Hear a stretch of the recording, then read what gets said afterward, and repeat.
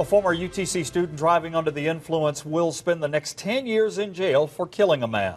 Good evening. Thanks for watching News Channel 9 at 5. I'm Calvin Sneed. And I'm Latricia Thomas. It happened while the teenager was on spring break in Florida this year. News Channel 9's Briona Arradondo joins us now. Briona, what else happened at that sentencing?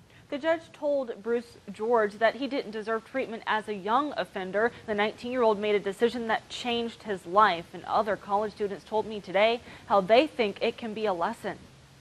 A closing chapter in Brandon Beverly's death. The teen who killed him in a drunken crash was sentenced to 10 years in prison Thursday. Bruce George pleaded no contest to DUI manslaughter charges in Panama City, Florida. I think that he probably deserves it. You know that you should never drink and drive because you are not only putting yourself in danger, but a lot of other people in danger. George was on spring break in Florida back in March. The former UTC student was accused of getting behind the wheel and killing Beverly. Students say they remember the story. My stomach actually dropped when I heard that because that's pretty, that's just life-altering. It's pretty bad.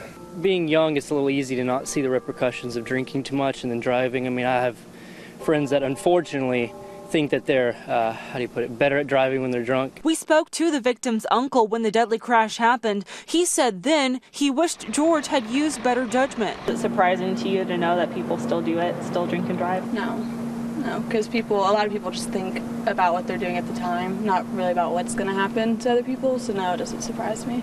That's why a Florida judge says jail time isn't enough. The 19-year-old will also speak to high school students about the dangers. But since it wasn't exactly intentional to kill someone, the added bit of community service just kind of shows a more, human side to the crime, showing that it can happen to anyone. And not only does Bruce George have to visit high school students twice a year, the judge says that George will have to make a presentation to the Bay County Chamber of Commerce about how those decisions impacted his life.